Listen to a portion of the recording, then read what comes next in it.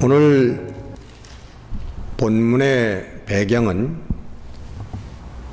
사도 바울과 바나바가 안디옥 교회에서 세움을 받고 복음을 전하는 자들로 세움을 받고 보내심을 받았는데 그 1차, 2차, 3차에 걸쳐서 사도행전은 그들의 행적을 기록하고 있습니다.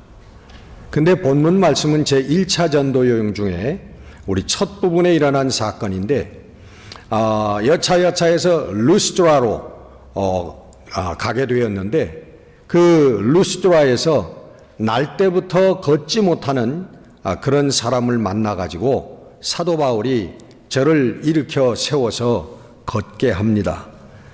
그랬더니 이 루스드라에 있는 사람들이 저 사람들은 사람이 아니고 전 신이다. 그 바나바는 아마 좀 이렇게 풍채도 좋고 좀 점잖게 생겼던 것 같아요. 그래서 바나바는 그 제우스 신이라고 그렇게 보았고 또 전도하면서 말씀을 전했던 사도 바울은 헤르메스 신이다. 그래가지고 그 신당에 있는 그 제사장들이 그 제물인 소를 가지고 오고 화환을 가지고 와서 저들에게 제사를 드리려고 할 때 그 사도 바울이 깜짝 놀라서 옷을 찢으면서 저희들 앞에 뛰어나와서 여러분들 왜 이러십니까? 우리도 당신들과 똑같은 성정을 갖고 있는 사람들일 뿐입니다. 우리가 이 복음을 전하는 것은 여러분이 지금 하시려고 하는 이 허탄한 일들, 쓸데없는 우상을 섬기는 이런 일들을 폐하게 하시고 살아계신 하나님을 향하고 돌아오게 하려고 함입니다 하고 외칩니다. 그 사도 바울의 말 속에 복음을 전하는 목적과 그리고 우리 성도들의 삶의 목적이 거기에 분명히 선포되어지고 있습니다. 세상의 허탄한 것을 위하여 또 그 허망한 것들을 향하여 살던 사람들에게 살아계신 하나님께로 돌아오게 하는 그것이 우리 복음의 목적이요 우리 성도들이 교회를 섬기는 목적인 줄 믿습니다. 근데 여기서 우리 사도 바울은 아주 강조를 하는 게 살아계신 하나님께로 돌아오게 하려 함이라. 그것뿐만 아니라 살아계신 하나님, 너희들이 섬기는 저 우상들, 세상의 물질들, 세상의 명예와 쾌락들, 그런 잠시 있으면 죽어버린 것 같이 없어져 버릴 것이 아니라 영원히 살아계시는 하나님께로 돌아오게 함이라. 살아계신 하나님을 강조하고 있습니다. 이 살아계신 하나님, 이 하나님은 절대자를 의미합니다. 만물을 창조하시고 우리 생명을 주장하시고 인생을 인도하시는 절대자를 의미하는 게 하나님이에요. 우리와 다른 그냥 추상적인 어떤 존재를 향해서 하나님이라고 부르는 것은 허망한 일입니다. 그것도. 그러나 우리가 분명히 우리 만물의 주인이 되시고 만물을 창조하시고 그리고 그것을 주장하시는 그 절대자를 우리가 인식하고 그를 향하여 하나님이라고 부를 때 그게 올바른 하나님의 호칭이 되어지는 것입니다. 뿐만 아니라 살아계시다고 하는 의미, 우리가 이 우주 만물을 창조하신 분이, 생명을 창조하신 분이, 창조한 분이 있었지만은 죽어버렸다든가 사라져버렸다든가 우리와 관계가 없어져 버렸다든가 그런 의미가 아니라 반대로 그분이 지금도 살아계시다는 거예요. 살아계시다는 의미는 여러분 뭡니까? 알고 모든 것을 보고 그리고 거기에 관여하시고 개입하신다는 의미인 것입니다. 일하신다는 뜻이에요. 살아계시다고 하는 것은 움직인다는 뜻이거든요. 그렇지 않아요? 일하신다는 거예요. 그러니까 우리가 하나님의 완전한 뜻을 다 알 수 없지만 그러나 하나님께서 어떤 뜻을 가지고 어떤 의미를 가지고 어떤 계획을 가지고 우주 만물을 운행하시고 우리 인생들을 인도하신다라고 하는 의미가 살아계신 하나님이라는 뜻인 줄로 믿습니다. 살아계신다. 그래서 모든 것을 보고 계시고 모든 것을 알고 계시고 모든 것을 인도하시고 계신다. 여러분 정말 그런 하나님이 계실까요? 이게 여러분 바로 믿음의 갈림길입니다. 이게 우리 믿음의 정말 살아 역사하는 능력의 믿음이 되느냐 아니면 그냥 추상적이고 도덕적인 차원에 머무르는 우리 신앙이 되느냐 이것이 바로 여러분 갈림길이에요. 여러분 신약 사도들이 왜 예수님을 육신으로 오신 우리 분이라고 하는 것 하나님께서 육신으로 오신 분이라고 하는 걸 그렇게 강조하는 이유가 바로 여기에 있습니다. 육신으로 오신 것을 믿지 않으면 그것은 믿는 것이 아니고 그것을 믿는 자마다 구원받은 자라고 구원 얻을 수 있는 신앙이라고 그렇게 얘기하는 이유가 여기에 있는 거예요.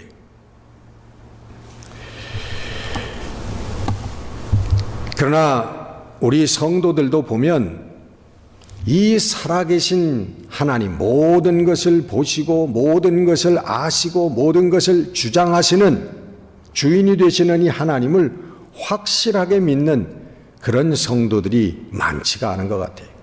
그런 믿음이 아직 형성된 사람들이 많지가 않은 것 같아요. 어디선가 그런 것을 보았습니다. 아주 귀여운 소녀가 엄마 손을 잡고 이제 유치원을 다니는 소녀가 유치원에 가서 성경 말씀을 배우고 어머니 손을 잡고서는 이제 유치원을 나오면서 그날 하나님께서는 여기도 계시고 저기도 계시고 어디도 다 계신다라고 하는 걸 배워서 어머니한테 물어보는 거예요. 엄마, 우리 유치원에도 하나님이 계시지? 그럼. 그리고 마켓을 들렸는데 그 소녀가 또 물어봅니다. 여기도 하나님이 계시지? 그럼 하나님 계시지. 이제 집으로 가는데 이 소녀의 얼굴 표정이 점점 굳어지는 거예요. 현관문을 열고 집에 들어가니까 아주 이 소녀가 신경질적으로 소리를 지릅니다. 엄마, 여기도 하나님이 계신 거야? 여러분 아주 어린 소녀의 신앙이지만 하나님이 여기도 계시고 저기도 계시고 우리 집에도 계시고 내 직장에도 계시고 내가 친구를 만날 때 식당에도 함께 계시고 다 믿을 수가 없는 거죠. 자기의 상식으로는. 근데 우리 성도들도 오래 신앙생활한 성도들도 이것을 못 믿는 성도들이 못 믿는다기보다는 아직 거기까지 가지 못한 그런 믿음을 갖지 못한 성도들이 꽤 많은 것 같아요. 왜 그러냐 하면 정말 모든 것을 보시고 모든 것을 아시고 모든 것을 주장하시는 하나님, 인도하시는 하나님을 믿는 그 믿음이 있다면 그렇게 살지는 않을 거 아니에요. 예? 돌아서면 다른 사람 흉보고 또 음모도 하고 거짓말도 좀 슬쩍슬쩍 하고 세상 것들을 위해서 그렇게 살지는 못할 거 아닙니까? 살아계신 하나님에 대한 신앙이 만약 들어선다면 더 이상의 신앙의 문제, 우리 삶의 문제는 없으리라고 확신합니다. 나의 건강, 나의 직장, 나의 사업, 나의 자녀들, 내 남편, 내 아내, 그리고 죽음에까지 하나님께서 모든 것을 보고 계시고 알고 계시고 인도하고 계시다고 하는 그 믿음을 갖는다면 여러분, 첫째로는 우리에게 염려와 걱정이 없어질 거라고 믿습니다. 우리들 마음속에 불평과 분노가 없어질 거라고 믿습니다.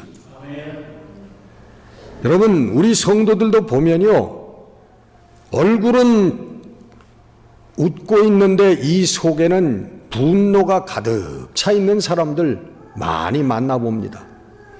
그래서 화를 낼 대목이 아닌데 갑자기 벌컥 화를 낸다든가, 그런 모습을 보면서 그 사람의 마음속에 있는 화를 느끼는 거예요. 우리 성도들도 좀 있지만 우리 세상 사람들이 그래요. 다 실패와 좌절을 겪으면서 내가 하고자 내가 이루려고 했던 모든 것들이 실패로 돌아가면서 나이는 먹어가고 좌절과 그리고 실망과 포기 가운데 사는 게 대부분의 인생입니다. 그래서 그것이 나도 모르게 화가 돼가지고 다른 사람이 뭐라고 조금만 하면은 그냥 왁 하고 터져 나오는 거예요. 여러분 깨달으셔야 됩니다. 그것이 우리 성도로서는 그게 불신앙이라고 하는 것을 여러분 깨달으시기를 바랍니다. 하나님께서 오늘 나를 만드셨고 하나님께서 오늘 나의 이 처지를 주셨고 하나님께서 앞으로도 인도하실 거라고 하는 이것이 살아계신 하나님에 대한 믿음인 줄로 믿습니다. 안 믿는다는 거죠. 아멘 안 하시는 거고. 그렇습니다, 여러분.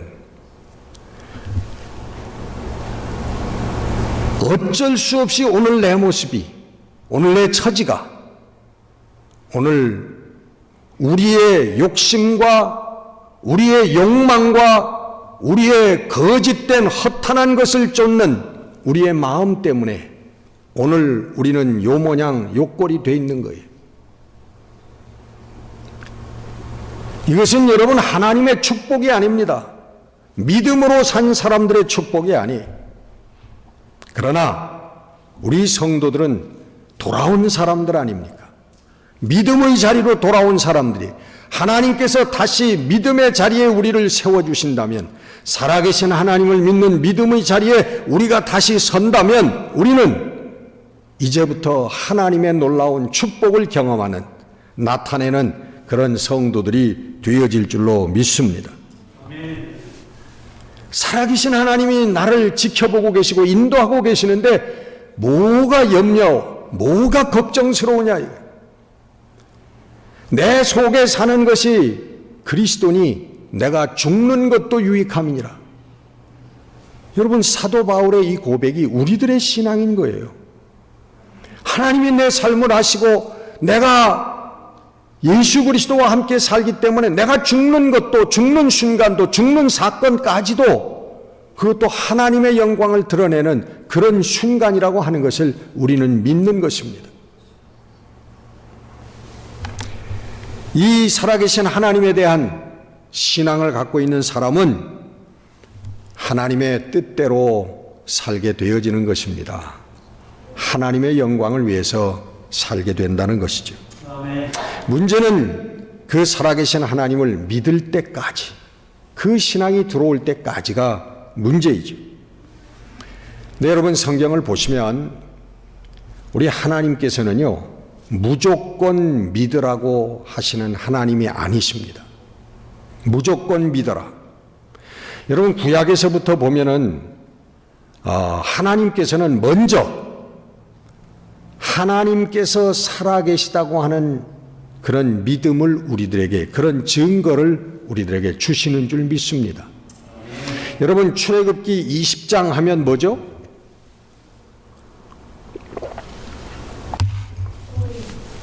출애굽기 20장은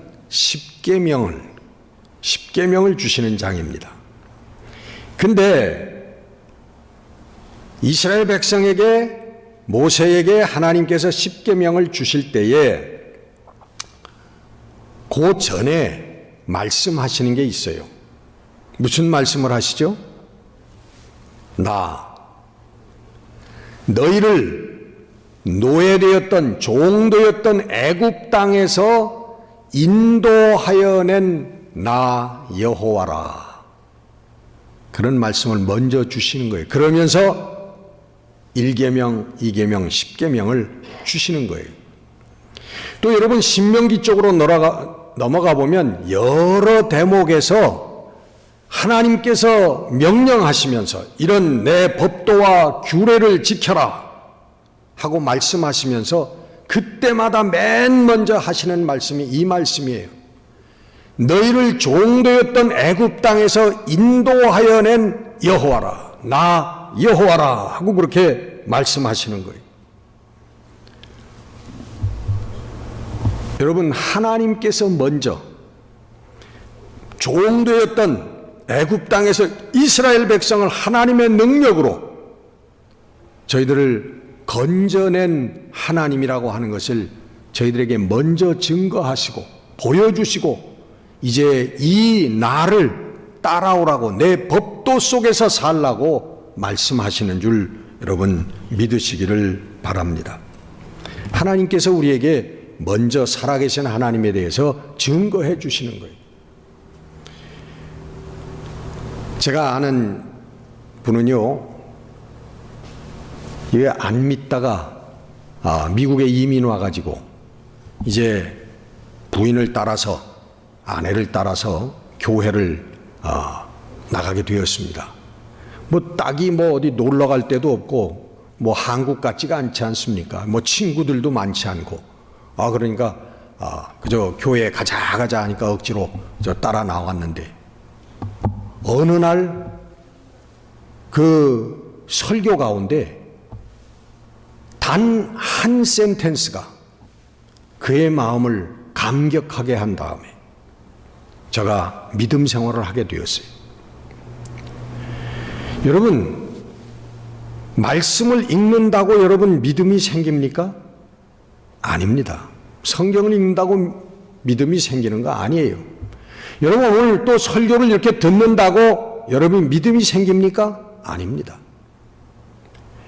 사실은 이 설교를 들을 때 성경을 읽을 때 성령께서 하나님께서 우리들에게 믿음의 마음을 주셔야만 이것이 믿어지게 시작하게 되는 것인 줄 믿습니다. 하나님의 역사예요. 믿음은. 그것을 어떤 것을 통해서 주시는지 그것은 다 각자 다를 수 있지만 하나님께서 주시는 거란 말이에요. 우리 돌아가셨습니다마는 감리교회 원로 목사님 중에 조신일 목사님이라고 계세요. 아주 훌륭하신 분인데 그 목사님이 저기 요즘도 드리는지 모르지만 크리스마스 때 우리 휴전선에 크리스마스 추리 하잖아요. 크게 그 크리스마스 추리를 밝혀놓고 거기서 예배를 드립니다. 근데 이분이 이북 분이신데 너무 예배를 드리다가 그냥 감정이 너무 격해가지고 쓰러지셔서 돌아가셨어요.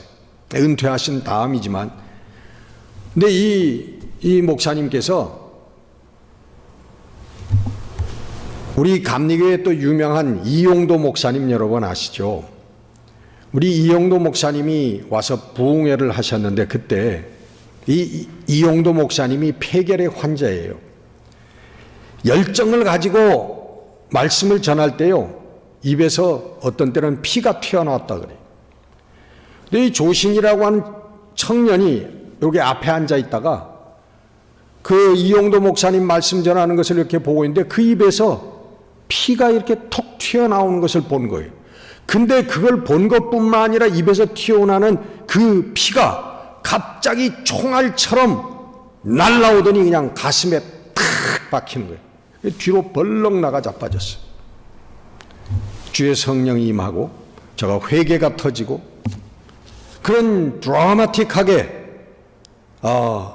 우리 하나님을 믿게 되는 하나님께서 나는 살아있는 하나님, 그것을 증거해 주시는 그런 증거를 주신 거예요. 제가 아는 권사님, 우리 양 권사님이라는 분이 계신데 이제 많이 연로하신 분이죠. 이제 자식들을 따라서 이민을 오셔가지고 자식들이 교회를 나가니까 따라 나갔어요. 근데 이분은 불교 신자입니다. 아주 보살님 하던 그런 분인데, 저쪽에 그 미국에 뭐 한국 사람들이 많지 않은 그런 데 가서 사니까 절이 없잖아요. 그것도 뭐 교통편도 없고, 그러니까 이제 교회를 따라 나갔는데 예배당에 예배는 안 들어오시고 손자 손녀들 그저 노는 애기 방에만 있다가 돌아가시는 거예요. 걔네들 보다가. 근데 어느 날 애기 방에 있는데 저 예배실 쪽에서 빛이 비춰오는 거예요. 그래서 깜짝 놀래가지고, 뭔가 사람이 그런 예감이 있잖아요. 이상한 게 있잖아요. 그 빛을 보고 예배당으로 따라 들어가서 예배를 시작한 겁니다. 하나님을 믿기 시작한 거예요. 하나님께서 여러 가지 방법을 통해서 우리들에게 살아계신 하나님, 나는 살아있다, 나는 너를 보고 있다, 나는 너의 모든 것을 알고 있다, 내가 너를 축복의 길로 인도하기를 원한다 라고 하는 것을, 이 하나님을 우리에게 먼저 증거해 주시는 줄로 믿습니다. 이 증거가 있어야 여러분 하나님을 믿고 하나님을 섬기게 되는 거예요. 물론 여러분 착각하시면 안 됩니다. 이건 사족이지만 여러분 그러한 체험이 여러분 구원의 체험이라고 생각하시면 안 됩니다. 제가 어떤 사람은 그런 사람도 봤어요. 부흥회 때 부흥회 강사가 손을 들고 우리 다 같이 하나님 이 손을 붙잡아 주시옵소서 기도합시다. 막 기도하다가 누가 와서 진짜 손을 잡더래. 기도하는데 누가 와서 손을 잡더래. 눈을 떠보니까 아무도 없어. 하나님이신 줄 믿고 거기서 회개하고 믿음 생활을 시작했습니다. 근데 나중에 이렇게 보니까 제대로 믿음 생활을 못해. 여러분 그런 체험들이 꼭 구원의 증거라고 여러분 생각하시면 안 됩니다. 난 사족입니다만은 우리 하나님께서 우리에게 주신 우리 믿음의 증거, 그리고 그 증거에 대해서 하나님께서는 우리들의 믿음의 리스폰스, 반응을 요구하시는 거예요. 내가 너에게 살아있는 하나님, 나를 너에게 보여주었다. 자, 이제는 내 삶으로 어떻게 반응할 것이냐, 어떻게 살래 하고 하나님께서 우리들에게 물으시는 겁니다. 구약의 여러분 아브라함 잘 아시잖아요. 아브라함이 99세 때 다시 하나님의 사자가 나타나서 아들을 주시고 그 자손을 통해서 큰 민족을 이루시겠다고 약속을 하십니다. 그 전장에는 아브라함도 그 말씀을 들을 때 웃었다고, 속으로 웃으면서 하나님, 내가 이렇게 노쇠하고 늙었는데 무슨 아들을 또 보겠습니까? 내 아내 사라도 저렇게 경수가 다 끊기고 늙었는데 그저 이스마엘이나 하나님 앞에 잘 되기를 원합니다. 그렇게 얘기합니다.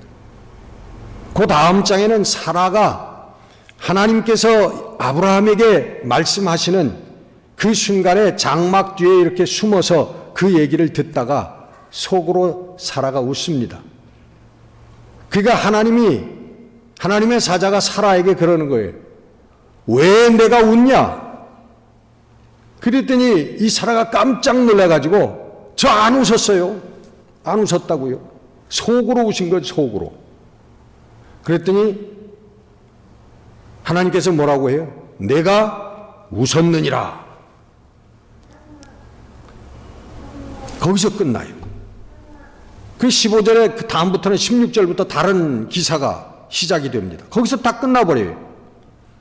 근데 여러분, 우리 하나님께서 믿음의 증거를 보여주시고 우리들의 리스폰스를 기다리는 하나님은 너무너무 좋으신 하나님, 은혜로우신 하나님이에요.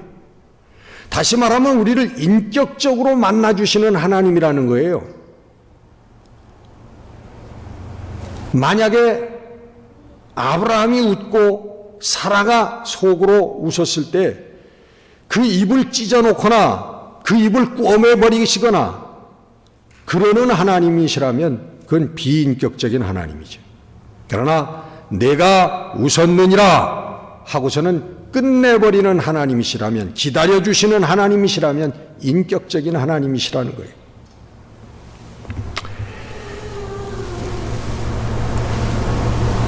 우리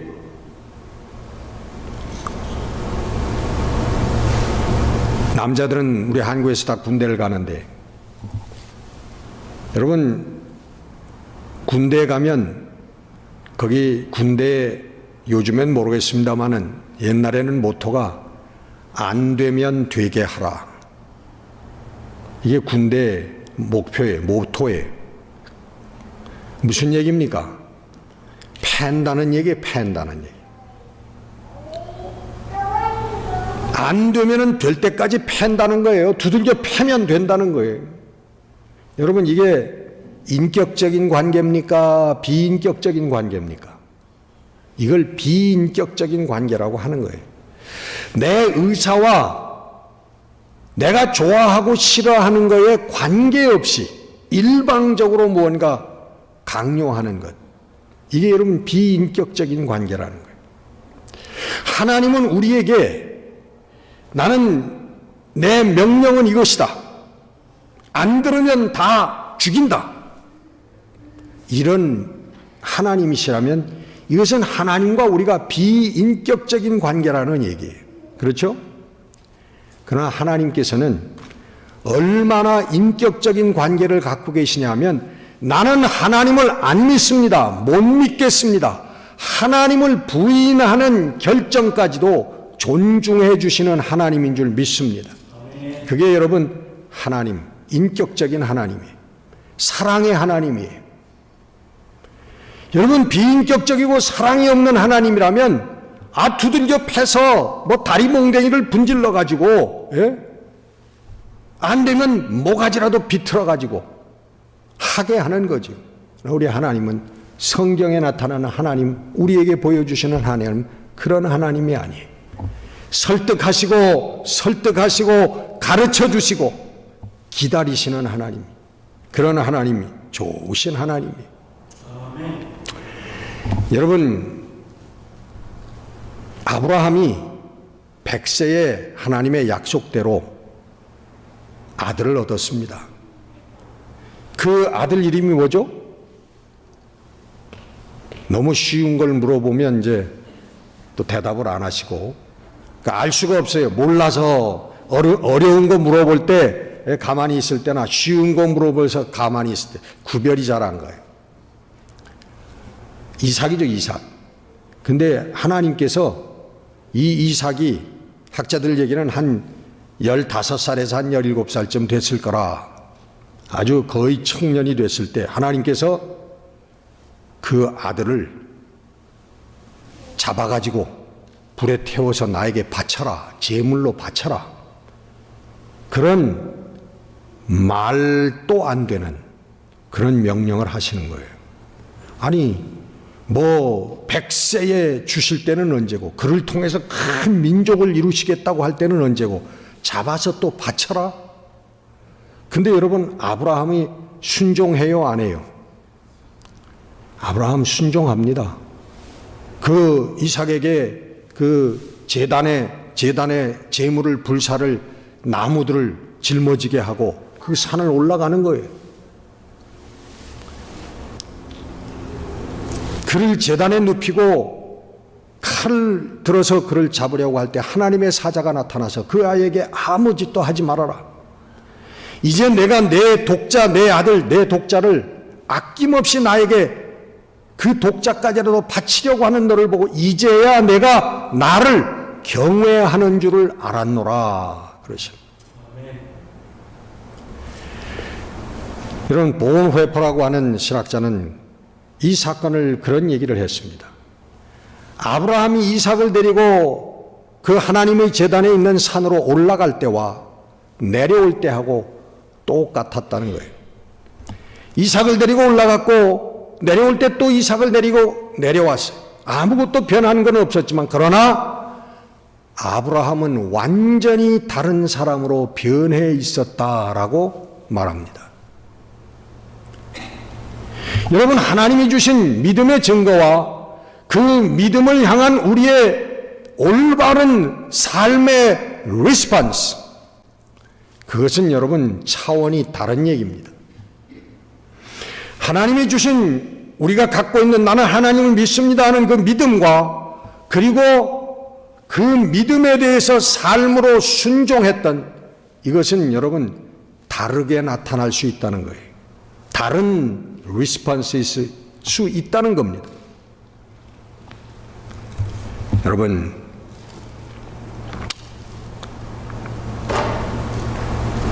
오늘 아브라함이 믿음의 조상이라고 하는 것은 우리 하나님께서 저가 살아계신 하나님을 깨닫고 생명도, 백세에 주신 아들 이삭도 다 하나님 것이고 하나님의 마음대로, 하나님의 원대로 하실 수 있는 분이라고 하는 것을 하나님 앞에 믿음으로 저는 순종했던 것입니다. 하나님께서 원하시는 믿음은 바로 이 우리 삶으로 하나님께 믿음의 레스폰스 하는 이 믿음을 하나님께서 원하시는 것입니다. 하나님 주신 믿음, 난 믿습니다 하면서도 세상에서 이리 갔다 저리 갔다 방황하고 비틀거리는 그런 불신앙의 모습이 아니라, 하나님이 주신 믿음의 증거를 그 믿음대로 우리의 삶에서 바른 반응을 하며 사는 이 믿음을 하나님께서 원하신다고 하는 것입니다. 그것이 여러분 바로 살아계신 하나님에 대한 믿음입니다. 하나님께서 우리를 보고 계시고, 하나님께서 모든 것을 알고 계시고, 하나님께서 우리의 삶을 책임지시고 인도하신다라고 하는 이 믿음이 살아계신 하나님의 믿음입니다. 여러분, 이 믿음으로 우리 삶으로 순종해서 하나님께 영광을 돌려드리는 우리 성도들이 되시기를 바랍니다. 이 살아계신 하나님의 믿음으로 우리의 삶의 기쁨이 충만하게 되어지고, 그리고 진리의 승리가 일어나서 우리 하나님 앞에 올바로 서는 우리 성도들이 되시기를 주의 이름으로 축원합니다. 기도하겠습니다.